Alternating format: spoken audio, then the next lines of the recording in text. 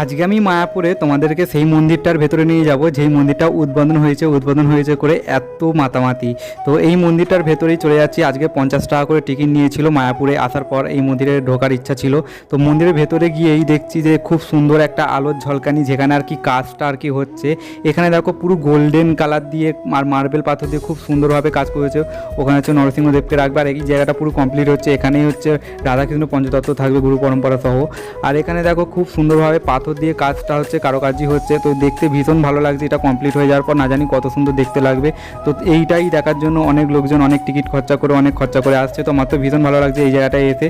তো এই মন্দিরটার ভেতর তোমরা কারা কারা ঢুকেছো আর মন্দিরটা কারা কারা দর্শন করেছো তারা অবশ্যই কমেন্ট করে জানাবে।